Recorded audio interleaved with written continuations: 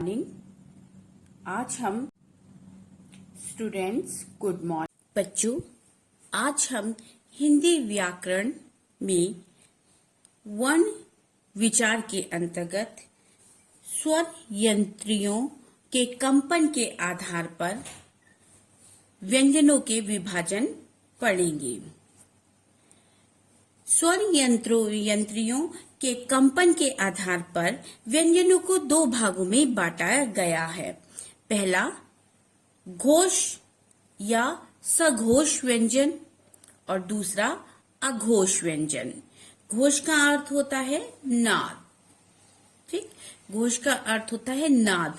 जैसे हम शंख बजाते हैं तो जब शंख बजता है, बजने के बाद जब उसकी ध्वनि शांत हो जाती, एक नाद वातावरण में रह जाता है, यानी उसकी गूंज रह जाती है, उसका कंपन जो है, उसकी आवाज धीरे धीरे कम होती जाती है और उसका कंपन थोड़ी देर तक रहता है।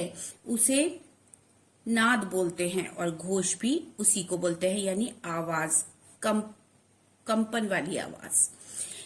आइए जानते हैं घोष और सघोष। सघोष मतलब जिसमें कंपन होता है, ठीक। इन व्यंजनों के बोलने में स्वर यंत्र में कंपन होता है।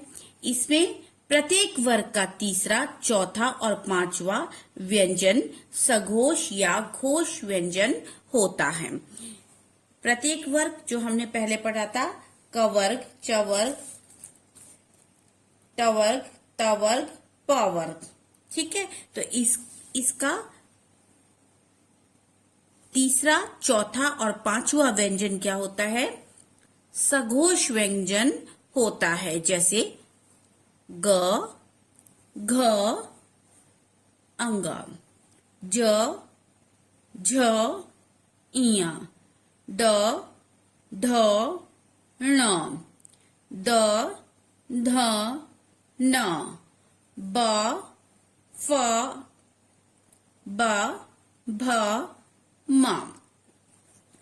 कंपन होता है जब अपना आप हाथ जो है गर्दन पर रखेंगे, गले पर रखेंगे अपने, तो आपको उसका कंपन महसूस देगा।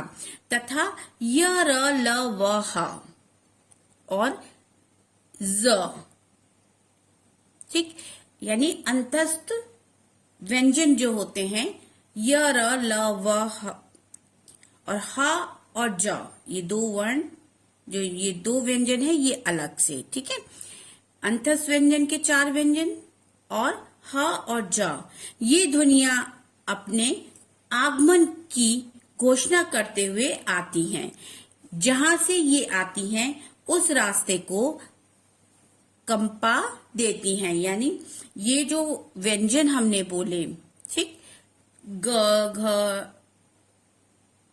अंगा या य, र, ल, व, ह, ज, ये जब आती हैं तो इनके उच्चारण में जो ध्वनि, जब आपके मुख से ये ध्वनियां निकलती हैं तो इनके रास्ते को कप्पा देती हैं, मतलब कंपन पैदा करती हैं ये ध्वनियां, इसलिए इन्हें सघोष ध्वनियां कहते हैं। आइए आगे अघोष व्यंजन। अघोष व्यंजन उन व्यंजनों को कहा गया है जिनके उच्चारण में कंपन, स्वर तंत्रिका में कंपन नहीं होता। जिन व्यंजनों के उच्चारण में स्वर यंत्रिका में कंपन नहीं होता, वे अघोष व्यंजन कहलाते हैं। ये है प्रत्येक वर्ग का जो स्पर्श व्यंजन, जो 5 वर्ग बनाए गए हैं, पहले उनका ही बताया जा रहा है। प्रत्येक वर्ग का पहला और दूसरा व्यंजन क्या होता है? अघोष व्यंजन होता है, जिसके उच्चारण में ज्यादा कंपन नहीं होती, यानी स्वर तंत्रिका में कंपन नहीं होती। जैसे क, ख, च, छ, ट, ढ, त, थ, प, फ। इसके साथ साथ ऊष्म व्यंजन, जो ऊष्म व्यंजन आते हैं, श, श, स, ठीक है, ये किस में आते हैं? ये अघोष व्यंजन कहलाते हैं। फ, ये ऐसी ध्वनियां हैं जो अघोष हैं।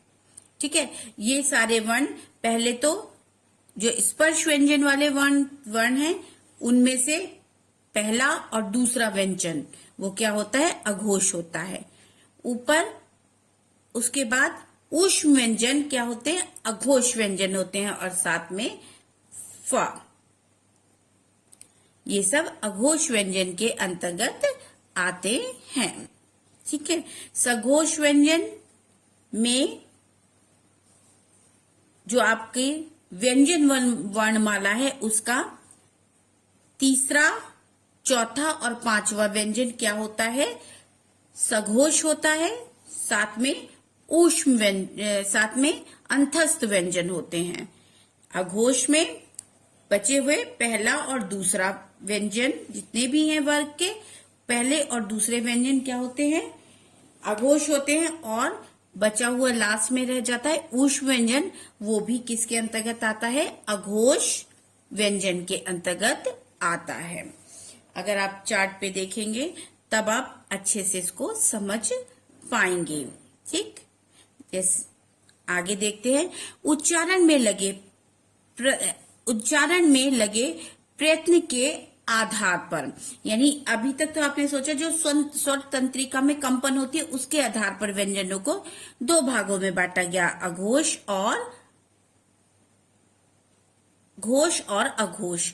लेकिन उच्चारण में जो प्रयत्न लग रहे हैं, जो उच्चारण करते समय आपकी श्वास की मात्रा कितनी आ रही है और आप उच्चारण करने में कितना समय ले रहे हैं, इसके आधार पर व्यंजनों को दो भागों में बांटा गया है, अल्प प्राण और महाप्राण। जैसे कि अल्प प्राण के शब्द के अर्थ से आपको समझ में आता है, अल्प माने थोड़ा, प्राण माने वायु। ठीक, प्राण का मतलब यहाँ पर क्या दिया है, वायु से दिया गया है कि जब आप उसका उच्चारण करें तो इससे संकेत मिलता है जो व्यंजन कम हवा से काम चला लेते हैं वे अल्पप्राण कहलाते हैं। यानी जिन व्यंजनों को बोलने में कम समय लगता है और कम वायु लगती है या कम वायु लगती है वे अल्पप्राण व्यंजन कहलाते हैं। प्रत्येक वर्ग में, वर्ग किस में बनाए, स्पर्श व्यंजनों में बनाए हैं ना, जो स्पर्श व्यंजनों की श्रेणी रखी गई है। प्रत्येक वर्ग का पहला, तीसरा, पांचवा व्यंजन क्या होता है, अल्प प्राण व्यंजन होता है, पहला, तीसरा और पांचवा। ठीक, और साथ में आपके अंतस्थ व्यंजन क्या होते हैं, अल्प प्राण व्यंजन होते हैं। इनको बोलने में कम समय, कम श्वास की आवश्यकता होती है, इनके उच्चारण में कम श्वास या कम हवा लगती है। जैसे क, ग, ड,